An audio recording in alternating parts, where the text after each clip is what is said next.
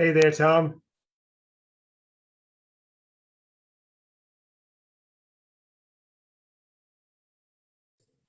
Hey, can you hear me? Yes, I can. How's it going, mate? What's up, man? How are you? Very well. So I've got this thing streaming live on Facebook, um, and I did put it out there. And I don't know who will be joining us. Some people might be, and we might end up just the two of us chatting. I just don't know. Yeah, no problem. And I've got this timer here because I appreciate that these type of things can run out of time completely. So I'm gonna just get this timer started, and we're just gonna jump right in. Sounds good. Well, yeah, man, it's good to connect. Obviously, I think we talked a little bit, very briefly, at one of the like Copy Accelerator Air Meet tables, but Yes.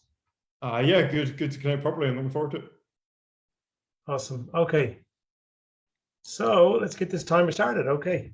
So Tom, starting at the beginning, where did you actually first figure out like that direct marketing and copywriting was even a thing that existed?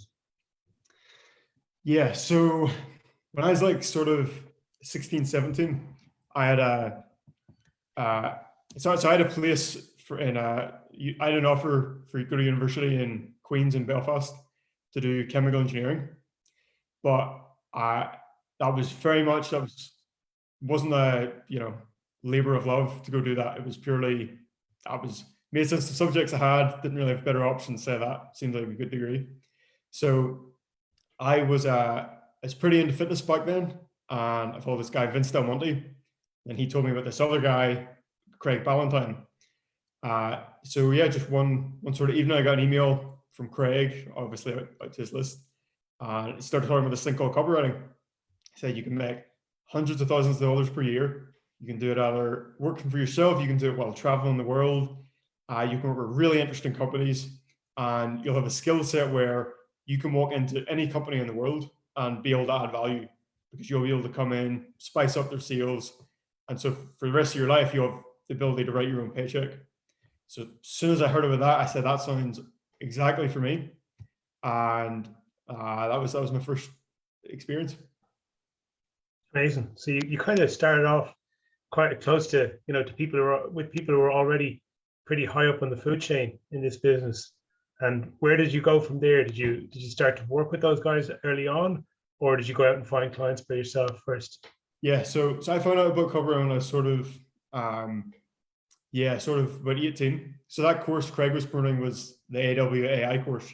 So Mm-hmm. parents said, will you pay for this? Basically, they were gracious enough to do it. So so I then I took a gap year. My gap year, I made about $10,000 through copywriting, and that was it. And then year two, again, I made about maybe $12,000 that year, very slight increase. So here comes Joey Hung, my man. What's up, Joey? Hey, Hey guys, Joey. thought I'd join you guys here. Good to see you. Cool, Hey good to see you, John. man. So yeah, so my first 2 years I was really struggling.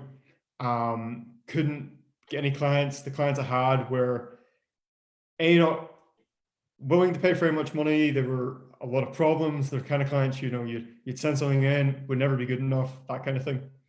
And so I was pretty much ready to pack it all in. And I thought, I was like, so I was going to an event where Craig Ballantyne was going to be at in Lithuania. And just before I connected through Paris, and when I was in Paris, I was I basically I applied to work in this hostel because I said this is just not panning out for me. Fortunately, then I go to this event, I meet Craig. Craig took me out to Denver in Colorado, spent some time with them, and from that I got my first real marketing job. It was $40,000 a year, and that was my sort of watershed moment. I can actually make a living from this. I can support myself okay, and yeah, meeting Craig was the sort of first big blessing of my career. Okay, so you met Craig at the event, and he says, "I'll fly you out to Denver, Colorado." What did you say to him that made him decide to buy you a ticket? So there were two people who were running this event. One was Simon Black from Sovereign Run, and then obviously Craig. So the CEO of Craig Companies at the time was this guy Jeff Schneider, and so I just really hit it off with Jeff just on a personal level. And so I said to both the Sovereign Man company and to Jeff, I said, I will do anything to work for you guys, whatever the job is, however, wherever I need to start, whatever terrible jobs that I can take off your plate, I'll do it for whatever. And so I don't know, they're just, it's just one of those things when you're in person at these events, you always meet people that you're just have a connection with. And yeah, they took a chance on me. That's awesome. That's so good, man. So you get from there, you've got your first real good job working with a company, and you'd kind of gone from that point from freelancing to working inside a marketing organization that has resources, has stuff that's already working, and you've got people who have got a higher level of skill from you in the company who you're learning from. So what does that do for you in terms of your skill development and career development? Yeah, it was huge. So there were a couple of big things for it. The first one was that being part of a team like that is a completely different experience than just being the freelancer picking up the odd project here and there. I mean, it's night and day difference. And ever since then, I've from Sovereign Man, I worked with Vince Del Monte as part of his team for a while, and now I work as part of Matt's team. So my career's very much been, I want to be part of a team. I want to be around people who are smarter than me. I want to be around people who are going to push me, who are going to give me feedback, and who also bring unique abilities to the table as well. So that was the first thing. And Joy's a great example of someone this as well, who's part of a team with exceptionally smart marketers, and it's opened up a huge number of opportunities for him in his career. So yeah, that was one big thing, being part of a team. Another is just always having retainers. The difference between starting the month knowing that you've got a 4K check coming in, a 5K check, 2,500 or whatever it may be, that does just absolute wonders to your psychology. It lets you relax, lets you breathe, gives you some space, it gives you margin, it gives you a bit of freedom. And then when you're going for, because all these virtual jobs, you can always do stuff on the side, almost always. And whether that means you're working 50, 60 hours a week in order to make that work, you still always have space. So it then means when you go and you ask for clients, you can pitch a bit higher than you're comfortable with because you don't need it the same way. Versus it's the first of the month, you have zero work. The clients can just feel the need is to just you need that deal to cover your expenses. It's a very tough situation. And yeah, like I said, just being around people who are smarter than you, people who can tell you what works and what doesn't. And that's the biggest thing. Like, I think everyone, and this is something I've heard Brian Tracy say a lot, like you start out your career as a marketer, as a business person, and you've all these ideas of what you think people want and what you think is going to work and what you think you need to do to make money. And then you very quickly learn that all your ideas are completely wrong. And there's these like couple of levers that you've never considered before in your life. And those are the things that actually work. Okay.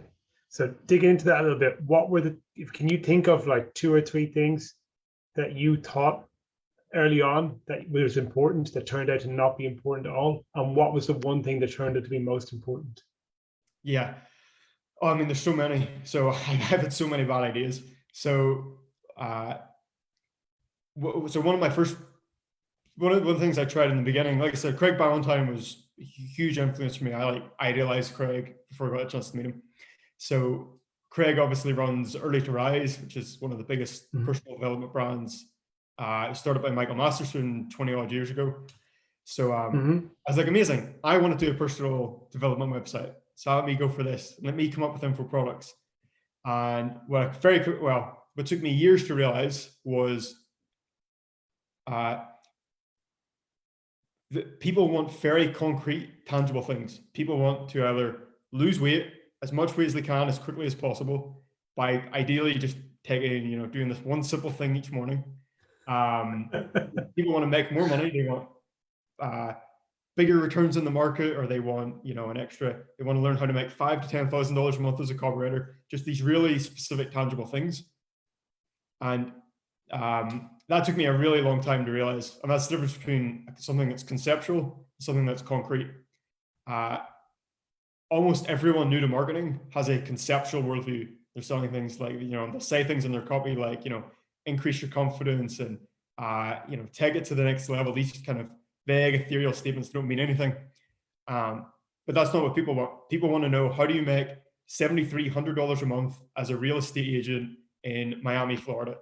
People want to know, what's the one simple trick to lose 7 pounds in the next 7 days? So that was a huge lesson for me. And that's the one big thing, is that specificity that made all the difference in actually like just finding things that worked. Yeah, that's one big one. I would say okay, so from a more like business strategy standpoint, I found that the single biggest thing I learned as a freelance copywriter was retainers are everything.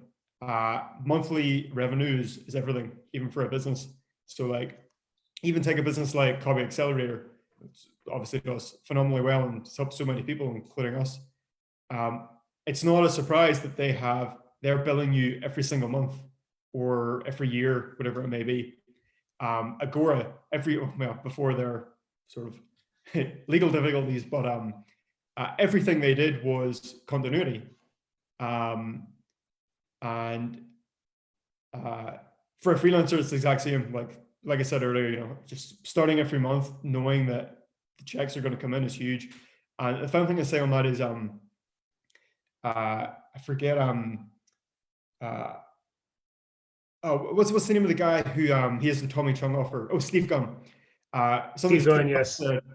Something Steve Gunn said at the last event was that unless you have monthly recurring revenue, you don't have a business. And that when you start your month and you know your monthly recurring revenue is going to cover all your expenses, that's a game changer. Awesome. Okay, so you've come to the point now where you've worked with a bunch of teams.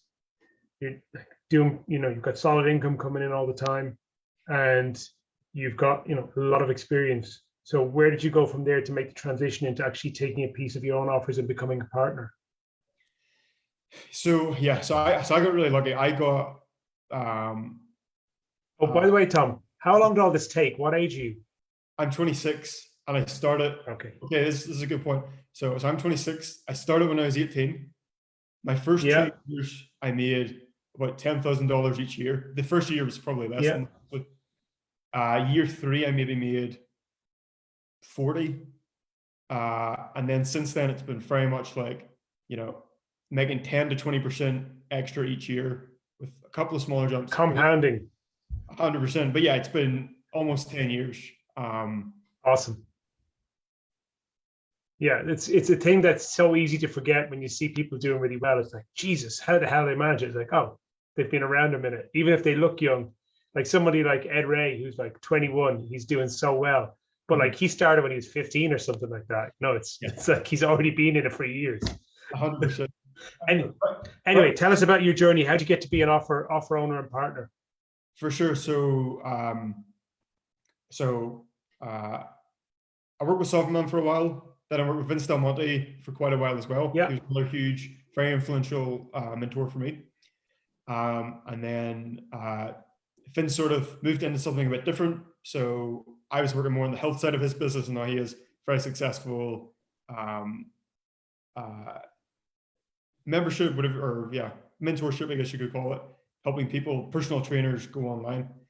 So around that time, basically he connected me with Matt Schubert. So I think a lot of people know Matt, but Matt worked in Trinidad for about sort of 7 to 10 years as a missionary, and he had just come back from to the US with his family, and he wanted to start a new agency basically.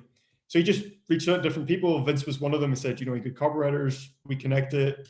I was in the States at that time, met up in person.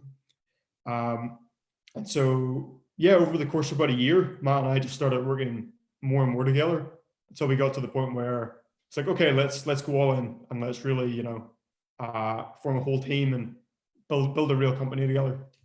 So awesome. So meeting Matt is the most generous, charitable, loyal person I've ever met in my life. Matt is the big blessing of my career. So Matt dragged me kicking and screaming into being on the offer owner side. I was really enjoying, we were charging 25K for a letter. I don't know how much is going in the numbers, but well, I started this. So we were charging 25K. I would take 15, I would take 10. I said, this is a great deal. I was really enjoying those checks coming in. But Matt's vision was always like, you do the work and you work really hard to get a really high quality VSL, but then that's it. And then you have to do it over and over again on repeat. So Matt sort of grew weary of that before I did. And he's like, look, let's do our own things. And I was like, yeah. So I would always, he'd say, let's do our own thing. And I said, yeah. Let's just do one more client deal first. And then we finished that, I'd say, like, okay, you ready to do it? And I'm like, yeah, just one more. Let's just, another 15K check, please. And so eventually he was like, you know, honestly, he had a bit of a stern word with me. And he was like, you know, at a certain point, Tom, you're going to have to exercise some faith. I thought about that for a while, and he was 1,000,000% right. So that was when, we started, you know, a few different offers, and haven't done a client deal in probably 2 years. So the last 2 years, you've just been working on building up your own offers. Yeah, that's right. And we've got a third partner as well, and a third. So there's me, Matt, and another guy called Tyler. There's the three of us, sort of our core team. Then we've got sort of other partners that we're associated with too. Okay, awesome. And around that time, you came back to the UK, is that right? Yeah, that's right. So I've been here about 2.5 years or so. And I've been living in London ever since. How did you find that, like, transition back to living in the UK after living in the US? Did you find it had an effect on your career or your ability to network or to engage with people? Yeah, I mean, it was quite straightforward. Like before that, I was doing, I'd be in the US 3 months, I'd come back to Europe for 3 months, of sort of bouncing back. So, I found it relatively straightforward. It took a little bit of time to get a network going here, just because I knew like one person, I had like a cousin and one friend when I moved here. So it took a little while to build up the network. But I think this is the most incredible city. Like there's 10 million people here. Every walk of life. There's so many media buyers, marketers, people doing e-commerce, all kinds of stuff. Yeah, awesome. No, living in London is great. I lived there for about 5 years, almost 6 years in the late 2000s. I loved it. Oh, I lived in a few different places. I lived up down around the Oval Cricket Ground, and then I lived up near Finsbury Park for a long time as well. And then I left in 2010 and moved down to Cornwall for a while. Oh, very cool. That's good stuff, man. Okay, so now you're kind of at the point where you're an offer owner, you're developing your own stuff, and tell us about like the offer development process. How do you go? And I don't want you obviously to talk about anything proprietary or private, because you've got to maintain confidentiality around the stuff you're working on for various reasons. But how do you go about the process of finding an offer or an idea that works? What's your starting point? Yeah, so for us, so Matt's a bit like yourself. Like Matt knows every single person in our industry. So that was sort of our starting point. We knew all these people, and a lot of them really wanted to do offers with Matt. So we had a few doctors in our network, so that was kind of an easy starting point. And then we had some golfers we were affiliated with as well, and other people who already had some products. They just wanted to sort of upgrade the copy and everything. So I don't know, as maybe I don't know if there's a takeaway there for other people, but we were fortunate that we just knew a lot of people, so it was kind of quite straightforward that there's kind of a lineup of people ready for whenever we decided to make that shift. Okay, and have you developed your own original products, or you've gone out to look at what's out there in the market and just chosen things that you've found and made your own brands for them? Yeah, it's a mixture. So like quite often we'll have other people, like I said, there's sort of three of us, and then there's another outside person. So most of the time, the outside person is the one who says, like, I've got this product, I've either done the formulation myself, or I've got this packaging or whatever it may be. Yeah, that's probably the most common thing that's happened. Yeah. So what does your like workday look like nowadays? Are you still spend a lot of your time writing copy? Do you work on product development? Do you work on creating creating the offer itself? Or do you find yourself getting involved in logistical things and other parts of the business as well? Yeah, definitely. So I feel like I have two jobs most of the time. So uh, my mornings and sort of first maybe 2/3 of the day are dedicated to copy. It's when I do all my writing, and yeah, I'm Mhm. still actively writing all the time. 80 to 90% of my writing time goes to new offers and getting new things out there. And then we've got some junior copywriters we work with who are more on the email side, or writing the advertorials, new leads, split test, that kind of thing. And then yeah, the sort of second half of my day after lunch is meetings, and um, this was a really interesting thing to come into, because when I started working with Matt, I just saw myself as a copywriter, maybe a bit of a marketing strategist, and it's very much moved into, well, whatever needs to be done to grow the business, then that's what we'll do. Sometimes that means being an affiliate manager, maybe sometimes it means doing customer service stuff, business development, working with our team. We've got I think we have something like 13 full-time team members at the minute. Wow, okay. So yeah, it really varies, and that's where I find I learn the most. There's a group called it's something like Bigger, Better, Stronger, Faster, Stronger, Better, something along those lines. Hmm. And one of the studies that he says in it is the people who have the most long-term career success, and he's talking about the corporate world. So the people who climb the corporate world fastest are the ones who are doing the widest array of projects, because that's who learn the most. And that's something else I find really valuable about being part of a team, is that these opportunities are just much more likely to come up. Because when you're part of a team, and especially if you're young and you're hungry, then eventually your boss is going to say, okay, we've got this project and either it's not doing well enough, or I'd love for us to be able to do this, we just don't have the person. And that's when you raise your hand and say, I'll do it. I have no idea how to do it, but I'm going to figure it out and I'll work hard at it. And in my experience, that's where you learn so much. And yeah, Joey's perfect example of this. Yeah, Emil. I just put an amen there in the comments. Okay, so one thing that was interesting as well, that it's a bit different about you than other people, Tom, is that you joked about yourself. You said, I'm a ghost on social media, whereas like a lot of people are very present, feel the need to be present daily, whereas you yourself don't really engage at all and don't do any self-promotion. So has that always been the case? How has that changed? And what have you done instead to like sort of be able to get the attention of people who you wanted to work with? Yeah, 100%. So yeah, I'm definitely a ghost on social media.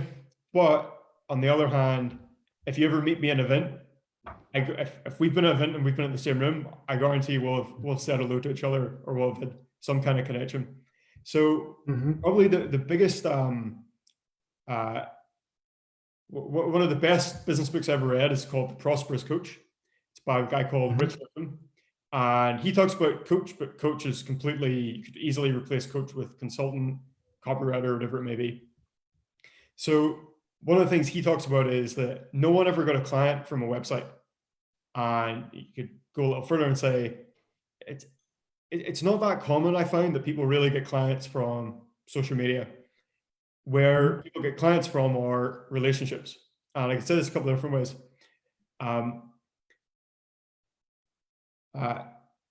So I can say two things about it.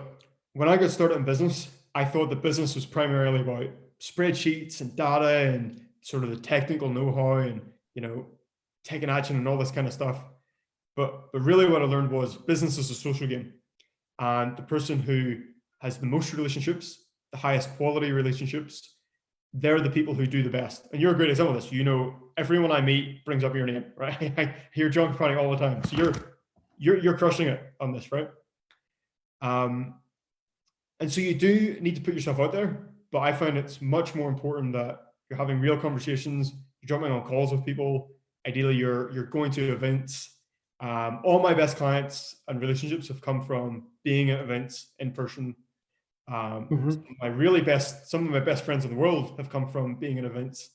And it's the conversation you have with someone at 2 o'clock in the morning when you're both a little bit tipsy. Like that's when Mhm. the real connections really get formed. Awesome. Yeah, no, I agree. I don't have much opportunity to get to meet people in person, but it is always really good to actually do a real life thing where you're just, talking and it's not on a Zoom call. Well, this is fantastic. And like, especially since COVID, I found it so much easier to connect with people in other countries. It's like reduced the friction. Mhm. There's nothing quite like meeting people in person. It's really, really good. Yeah, and yeah, I definitely agree. Like in person is special, but yeah, stuff like this is also awesome. Calls are great, emails are great. I'm part of a community here called the Dynamite Circle, which is Yeah. don't heard of it. It's like a lot of digital nomads, and so in London, a lot of people have done the digital nomad thing for 10 years, and now they've sort of settled back here. So it's a pretty strong community, and Hmm. um, a lot of people in the Dynamite Circle have known each other online for like 2 or 3 years, or maybe at least 2 years, I'd say, with COVID. And they just had their big event in Mexico, and everyone was just raving. Like it was just so incredible to get to meet people who you've been, basically pen pals with all these years. Actually, you have a meal, have a drink. It is special. Awesome. Yeah, that's really good. So at this point now, like you said, you do some writing every day. What kind of stuff do you work on? Will you work on ad creatives and emails, or do you focus on doing the bigger pieces, like on doing your sales letters, VSLs, and webinars for your own projects? Yeah. So my zone of genius is getting Hmm. new offers live. That's the thing I enjoy the most. I really love, you know, I'm at my happiest when I get to do work on the same piece of copy for weeks on end. That's when I'm the most fulfilled. I do my best work. So I know a lot of people like email copywriting because it's like you sit down, you write the email, and it's shipped out, and that's great. But Hmm. I'm the exact opposite. That like it takes me quite a while to get really rolling into a groove or something. So uh, yeah, that's my main thing. I'm like always trying to get the offers out and out there, and then I can pass it along to the next people. We've got an incredibly high level media buyer. He does a lot of stuff once the ad's live. We've got great email copywriters. We've got Joy Hung, for instance. Um, so yeah, that's my zone of genius. Getting the offer live the first time. Okay. And so, like, when you're working on something new and you want to get it live, is your idea like, do you spend a lot of time on polishing it, doing multiple drafts, or do you like to get something out there fast, see what it does, and then refine it later on? Yeah. So okay, this is one that's maybe do as I say rather than copy what I do. So I'm definitely guilty of holding on to it for too long. I have Hmm. big perfectionist leanings. I want every word to be perfect, and so yeah, um, I probably hold on to most of my copy for longer than I really need to. But at the Hmm. same time, um, my philosophy is when I put a new offer out there, I say this is going to be live for years. So so I don't mind spending, holding on to it a week or 10 days longer than I should, because I know people are going to be reading this for years.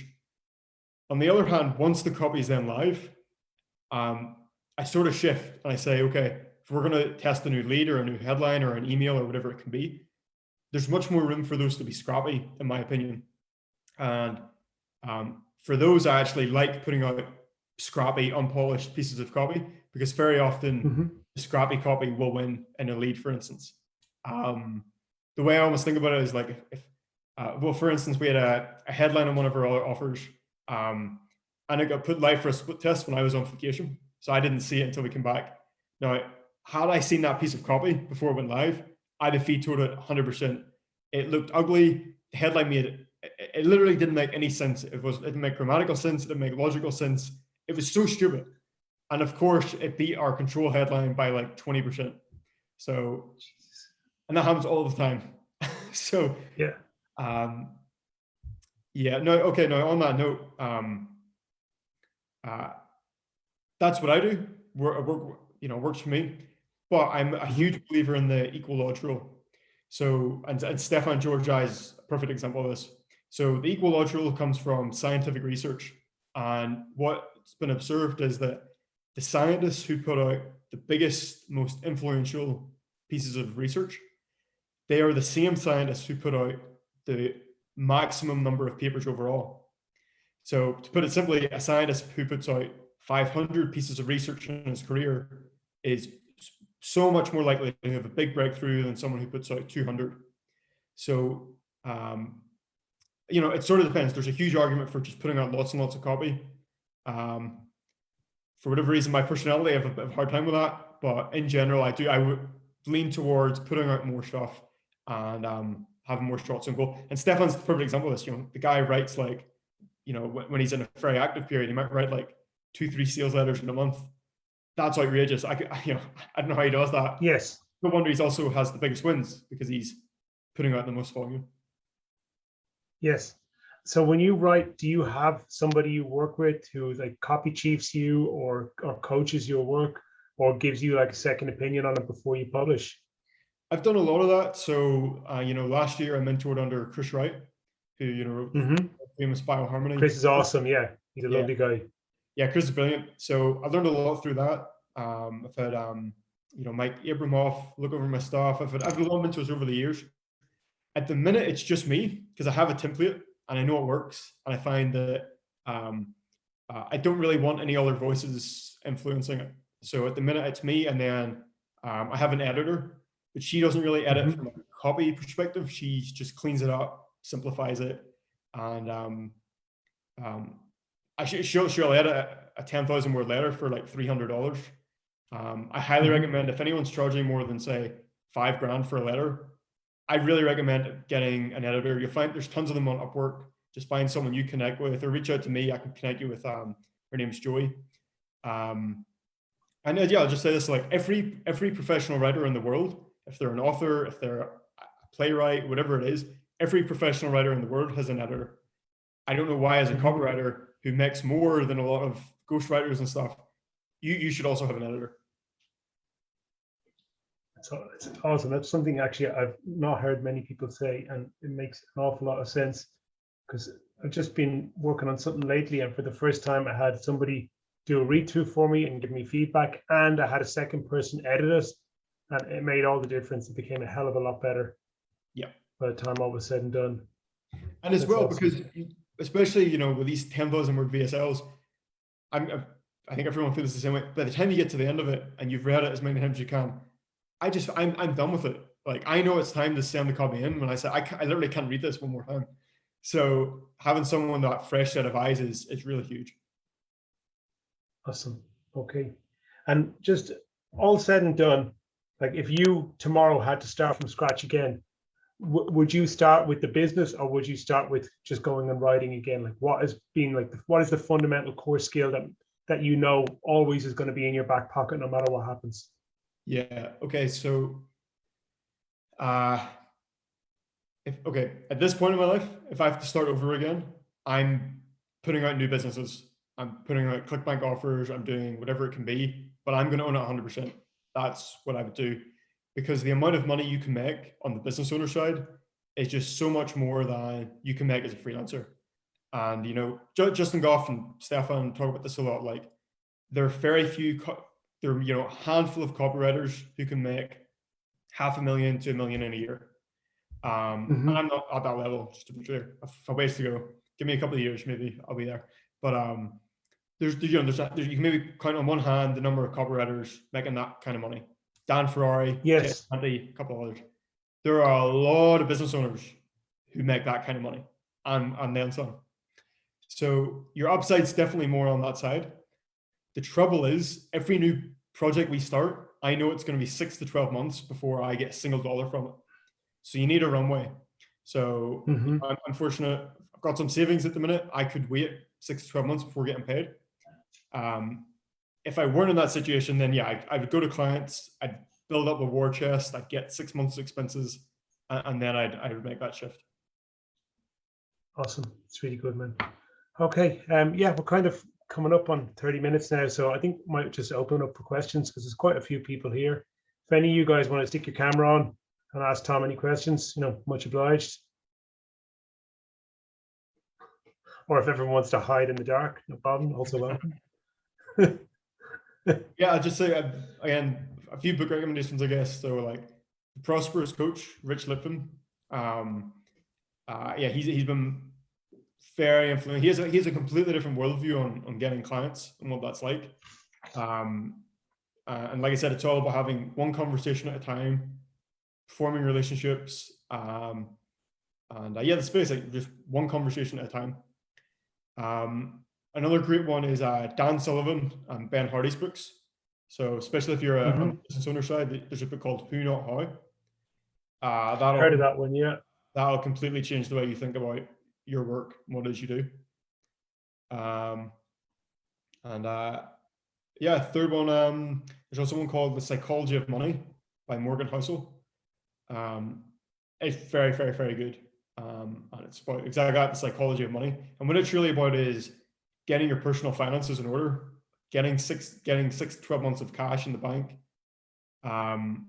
always having more cash on hand than you need, just having simple basic investments that give you long-term success. And I find that that's the stuff that really I feel like people talk about negotiating a lot and like how to ask for lower prices. The most important advice you can ever get in negotiating is you have to be able to walk away, and you can only walk away when you have cash in the bank. So yeah, a couple of recommendations. Awesome. By the way, Tom, just so everybody knows, you're Irish as well. Where are you from in Ireland? Yeah, so I'm from Northern Ireland. So I grew up in Ballymena, it's just 45 minutes from Belfast. Okay. And did you have any awareness of any of this kind of direct marketing stuff going on when you were growing up at all? Did you? No. Can you remember the first thing you ever saw that made you realize actually there's somebody writing this and like there's a person behind these words? Mm-hmm. Yeah, it was. Growing up. Not only that, did I not hear about copywriting. I feel like in America, entrepreneurship's talked about more in like schools and stuff. Yeah. And like when I was in school, the only path that was ever laid out was go to university and then get a job somewhere. The whole time I was growing up, I never once heard someone mention the possibility of starting a business. Yeah,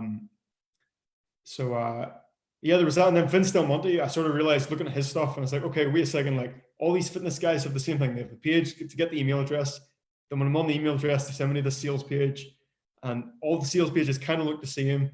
That was my first experience of like, okay, these guys clearly have a system that they're using here.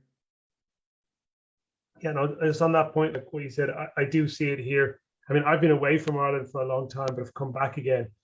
And I mean, I think it's better than it was in the past, but for sure, there's definitely much more of a cultural preference for people to focus on the straight line path of university and job.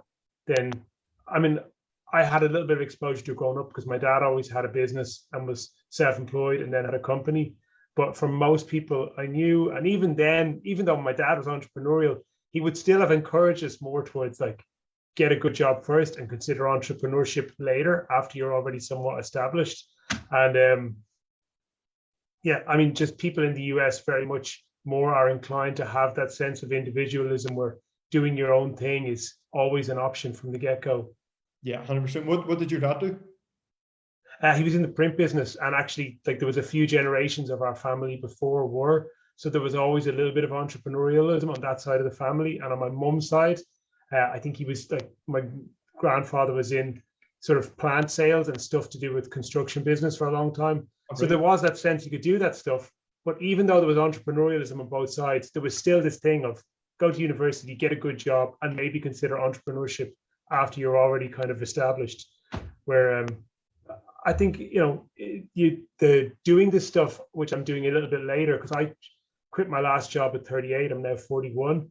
And, I'm making it work, but it would have been definitely a lot easier if I had done this at 21 than 38, because I didn't have any kids then. Like, it's a little bit trickier when you're married with kids to like kind of take that risk.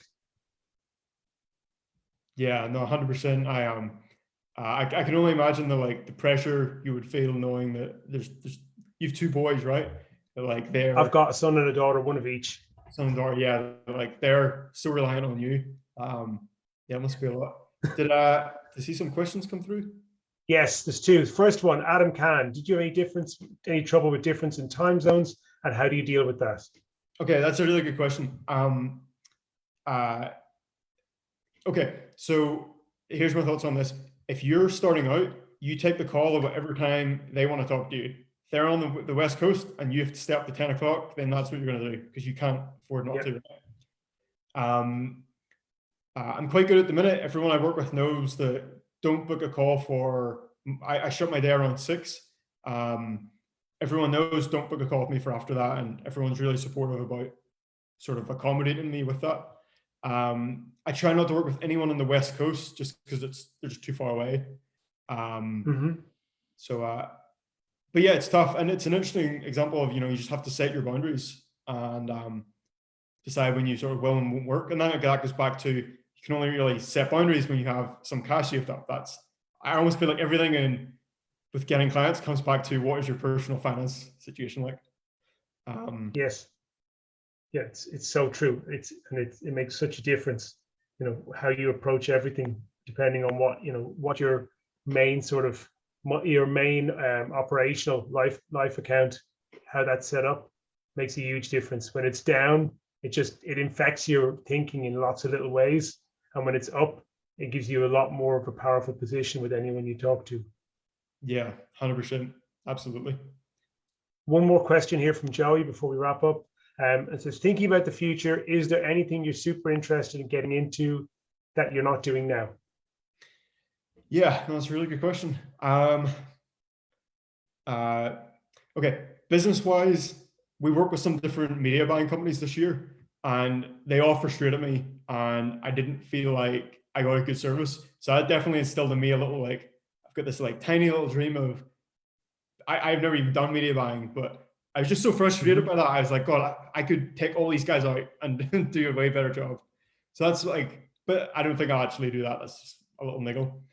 My biggest goals at the minute are personal. So my most important goal for next year is I want to take 12 weeks completely offline, and that's throughout the year. I think I want to do 6 weeks of it in one chunk, but the rest will be spread out. Dan Sullivan from Strategic Coach, he's been very influential. He's the biggest sort of person I've learned from in the last year. He has an idea that if you're an entrepreneur and you're making more than 100,000 a year, you should be taking at least 10 weeks off a year completely offline. And again, that's throughout the year. So last year I took 0 weeks. This year I'm taking the last 3 weeks in December off. I'm going to Costa Rica and then back to Ireland for a bit. That'll be my longest time offline ever, basically. And when you say offline, do you mean like, get a cheap old Nokia phone for 20 quid in case your mom and dad need to call you, and no smartphone or nothing? I mean more like offline from work. So like I won't check email. I won't check my business email. I won't check Skype, which is how we communicate. Probably won't check Facebook. So I'll still be like on the internet, so to speak. But yeah, that's my personal biggest goal for next year. Okay, awesome. I really like that. That's really good. Okay, yeah. We're kind of coming up on rapid time. Anything else you want to say to us all before we wrap up? Yeah, can I give a quick call to action? So I've got 2. Of course, yes. One is, anyone's ever in London, let me know. I always love getting together. John, you've seen the lamb restaurant I take everyone to. So, where is that? Is that in Green Lanes or somewhere else? It's in Marylebone. Okay, if you've never been up to Green Lanes, Tom, you need to go there. There's a place called Antep Leeler. I'm going to stick it in the chat. Yeah, and it's amazing, Anatolian Turkish, and it's probably the best place. I can still taste the food there. I haven't eaten there in about 10 years. It's just that good. That's brilliant. Yeah, I love that. So yeah, anyone in London, absolutely love to meet.